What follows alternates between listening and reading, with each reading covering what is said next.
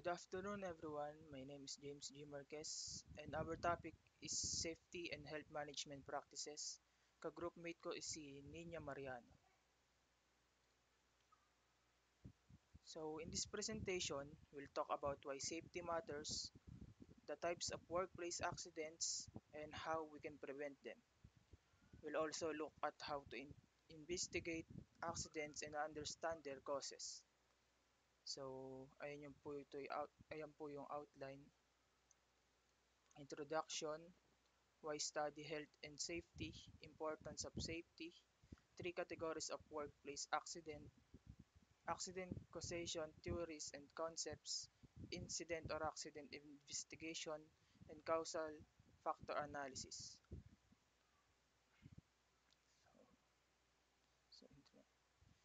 So, introduction, safety and health management practices take a proactive approach to preventing workplace injuries, illnesses, and fatalities, focusing on prevention rather than reacting to incidents. Their goal is to protect employees and minimize impacts on families and employers. So, why study health and safety? Number one, prevent and minimize risks. Learn how to prevent, minimize, or eliminate workplace hazards that lead to industrial accidents and occupational illnesses. For example, in the construction of a bridge, so regular inspections of scaffolding and equipment help prevent structural failures or worker injuries. So ayun, pag nai-inspect yung mga kagamitan dun sa ginagawang, for example, ginagawang building, eh mas mas mapre-prevent yung structural failures or yung mga worker injuries. So, second is understand industry and government efforts, gain insights into how businesses, industries, and government agencies work to reduce workplace accidents, prevent illnesses, and minimize financial losses. So, number three, know key roles and responsibilities, understand the duties of management, safety officers, medical personnel, and HR managers in ensuring workplace health and safety. For example, in sa manufacturing facility, yung mga managers, ini-ensure nila yung mga machine operators na well-trained para safety yung paggamit ng mga kagamitan na kailangan para sa gagawin nilang mga projects. So, last is empower employees in accident prevention, recognize the responsibilities and obligations of employees in maintaining a safe and accident-free work environment. So, importance of safety. Importance of safety. Safety is important in health and safety management because it protects workers from injuries and accidents, keeping the workplace productive and efficient. It helps companies follow rules, reduce risks, and create a safe environment for everyone. For example, in a factory, workers who wear protective gloves and goggles are less likely to get injured, ensuring operations and fewer delays. A strong safety culture benefits both employees and the company. So, sa mga factory, kailangan natin magsuot ng mga PPE para sa ikabubuti din natin para maiwasan yung mga accidents. So, three, three categories of workplace accident. Number one, employee error. Mistakes made by workers due to poor judgments or distraction. So, example nito is yung halimbawa is yung worker sa factory na misjudge niya yung bigat ng box. So, nalip niya to na incorrectly causing back pain. So, equip number two, equipment insufficiency, using the wrong tools or lacking safety gear. So example, sa construction worker, ino a construction worker operates a machine without protective gloves, leading to hand injuries. So yun nga sa katulad sa sinabi ko kanina, kailangan natin sundin na magsuot lagi ng PPE. So number three, procedure inefficiency. Poor safety procedures that fail to hazard to pre- poor safety procedures that fail to prevent hazards. So example, a warehouse lacks proper guidelines for stocking heavy boxes, increasing the risk of items falling on workers. So, kailangan may correct procedure na sinusunod para maiwasan yung mga accidents na pwedeng mangyari. Sa example ko nga is yung sa mga boxes. Kailangan magkakatimbang yung boxes o maayos yung pagkakasunod sa procedure para maiwasan yung mga aksidente. So third is accident causation theories and concepts. So number one, domino theory. Heinrich model compares accidents to falling dominoes. One factor leads to another until an injury happens. The five key factors are social environment, personal fault, unsafe acts or hazards, accident, and injury. Preventing accidents means stopping unsafe acts or hazards before they trigger the chain reaction. So, yung example nga dito is yung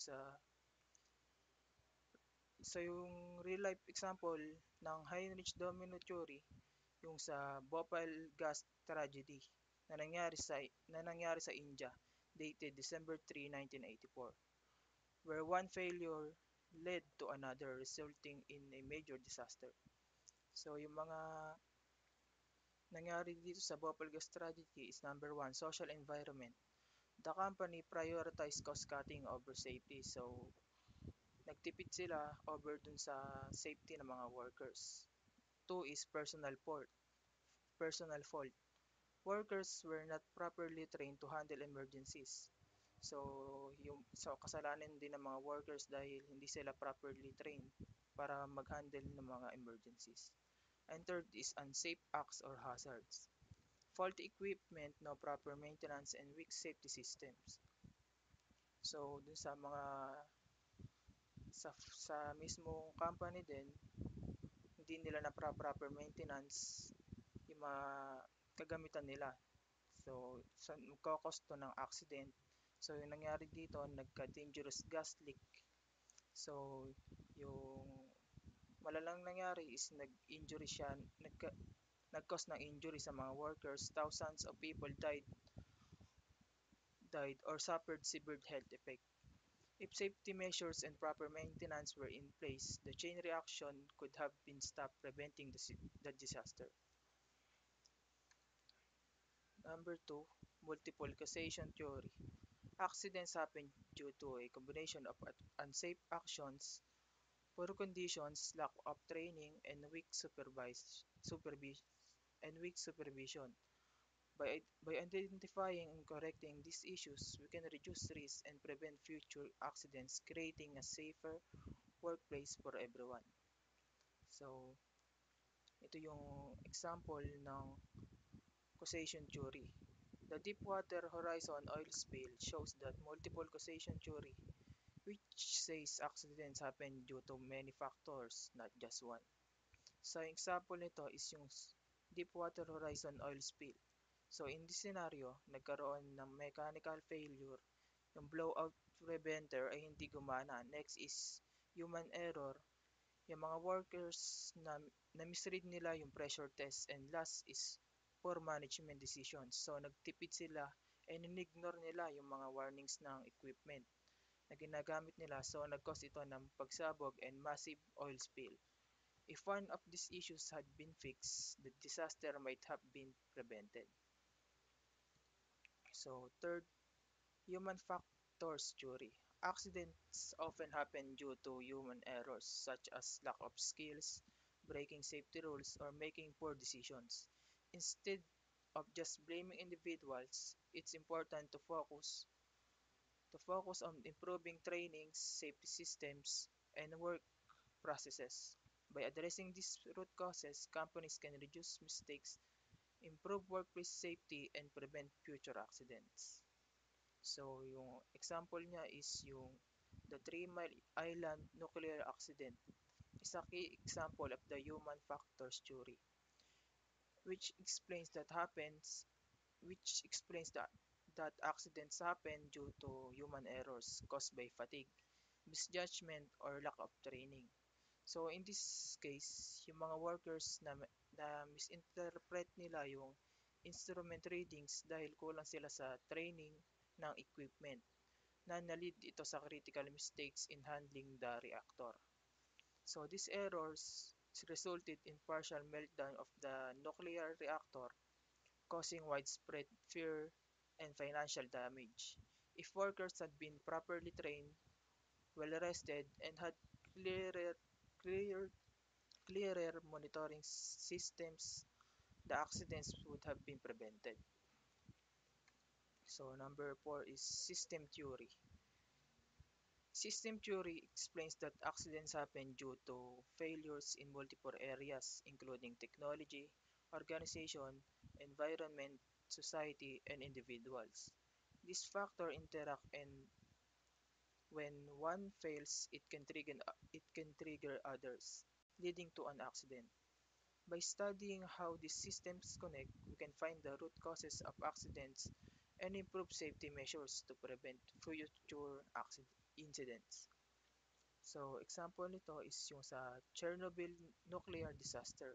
So, yung nangyari dito is number one, technical failure. So, yung reactor had a flawed design making it unstable at low power. So, second is human error. Operators made critical mistakes during a risky safety test. So, third is organizational issues. There was poor communication, a weak safety culture, and pressure to complete tasks quickly. So, four is environmental and social factors. Political influence discouraged reporting safety concerns and delayed emergency responses. These combined failures led to a massive explosion and radiation leak, affecting thousands of lives and causing long-term environmental damage. So, last is behavior-based theory. Explains that accidents happen due to human actions, attitudes, and decisions. It focuses it focu- it focuses on encouraging safe behaviors and correcting unsafe ones to prevent accidents. By promoting safety awareness, proper training, and positive reinforcement, workplace can reduce risk and create a safer environment. So, yung real life example nito ng behavior-based theory is yung in engineering management, the use of PPE or personal protective equipment on construction sites. Many workplace injuries happen because workers fail to wear helmets, gloves, or safety harnesses due to discomfort or habit.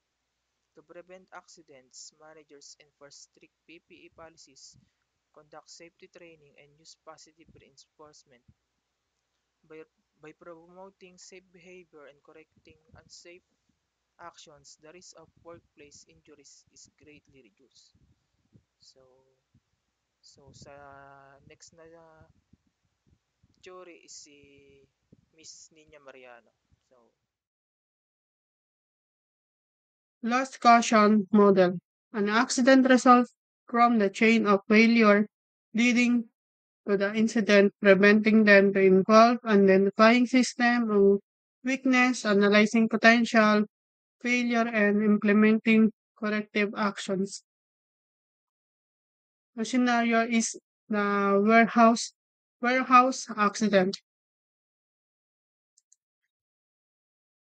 Energy transfer theory. Then accidents happen when the energy transfer uncontrollably with the severity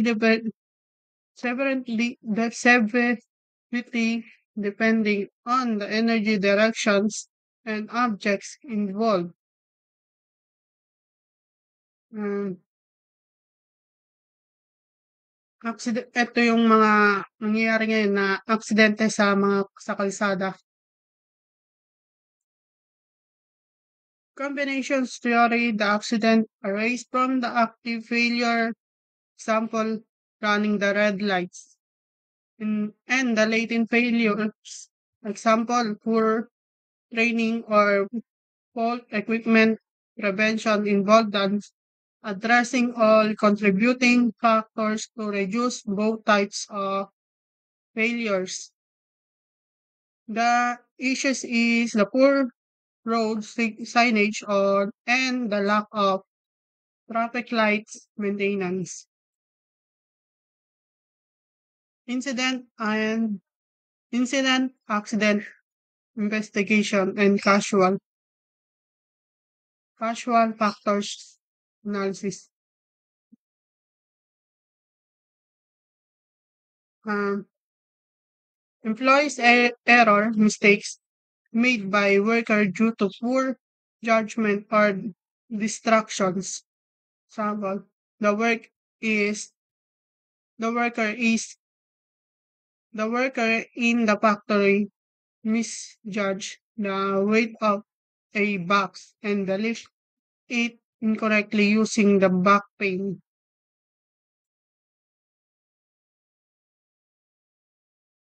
Incident and accident investigation is the casual factors analysis is the process to understand the causes of the incident and how to prevent similar incident in the future. Incident is an event that gave rise to an accident or had the potential to lead to a an accident. Accident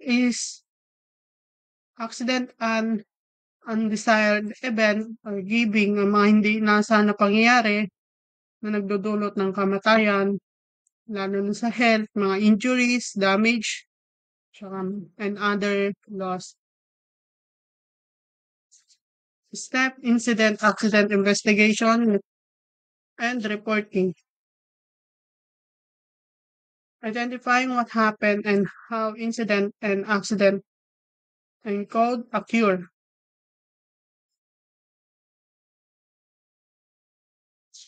Code occur. Number one.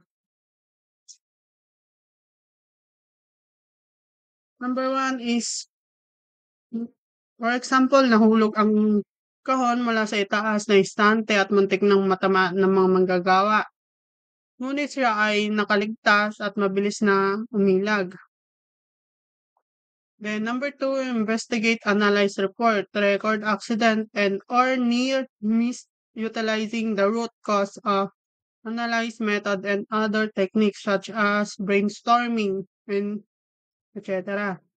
Identifying all factors contributing to the occurrence, action, condition, and circumstances, and the managed action, practice, and necessary to prevent, control, future repetition. Ito yung mga hindi maayos na pag-aayos ng mga items na ginagamit ng mga trabahador. Kakulangan ng wastong kagamitan o pagsasanay para sa tamang pamamaraan ng pag-aayos ng mga gamit. And number four, determining potential areas where current managed practice may need to further evaluation or action. Kinilala ng pamunuan na kailangang magbigay ng mas mahusay na gamitan at pagsasanay para matiyak ng kaligtasan ng mga manggagawa mula sa mga panganib na dulot ng hindi tamang pag-aayos ng mga gamit na nagkakos ng accident. And number five is develop intimate actions, plan strategies to correct deficiency, uh, magpapagawa ng mas matibay na sistema o rules ng pag-aayos o magsasagawa ng training para sa lahat ng mga manggagawa hinggil sa tamang pamamaraan ng pag-aayos ng mga kagamitan. Then number 6, capture and track all actions, ensure they are clearly identified the implemented. Ang pamunuan ay nagsisimula ng subaybayan ang mga proseso ng plano sa kabila ng pagbili ng mas matibay na units at pag-schedule ng mga training session para sa mga manggagawa. Number 7 is manage and control by means of the system providing for definite assignment of accountabilities and complete completion target dates that each prevent corrective actions step is implemented. Then number 8, communicate information within the outside organization. Ito yung inaabot sa lahat ng mga manggagawa, pinapaabot sa lahat ng manggagawa ang mga bagong patakaran at pag nagsasagawa ng briefing upang tiyakin na nauunawaan nila ang mga bagong sistema at patakaran sa isang kumpanya. Casual factor analysis is the process identifying the factors or events that directly contribute to an incident. Look at the both immediate cause, unsafe acts, or condition, and underlying cause for training system and breakdowns, organizational issues. Use structured methods such as the root of cause analysis,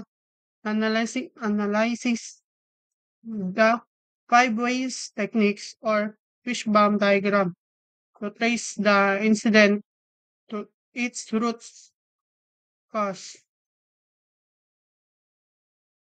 Tools for causal factors analysis.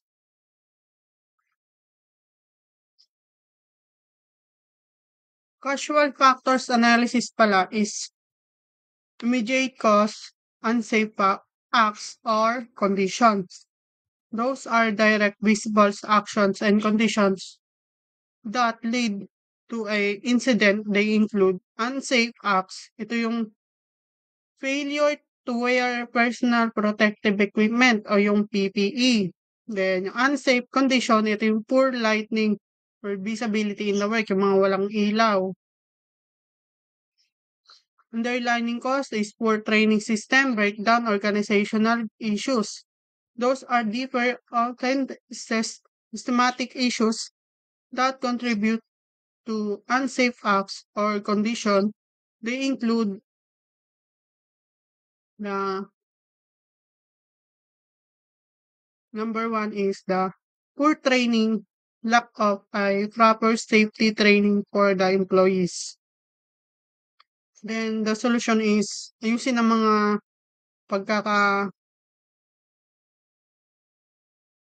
pagkakaayos ng mga items gaya mga kahon at bigyan ng personal protective equipments o PPE ang mga manggagawa. Tools for causal factors analysis. Fishbone diagram of Ishikawa help visualize the cause of problem through the categories like people, process, equipments, materials, and environment. And the five ways techniques is the simple but effective approach to digging deeper into the cause by repeatedly asking why until the root cause is found. Called tree analysis or FTA, the logical top-down approach that breaks down the sequence of events leading to an incident. The fish bomb diagram o tinatawag na Ishikawa diagram. Ang fish bomb diagram ay kilala din bilang Ishikawa diagram ay isang tools na ginagamit upang ipakita o tuklasin ang mga sanhi ng isang problema. Then, five ways techniques. Five ways techniques, ito yung makakatulong para malaman ang ugat ng problema at malaman din ang dapat gawin para maiwasan at mangyari ulit ang isang insidente. Fault tree analysis of FTA. Ito yung machine malfunction.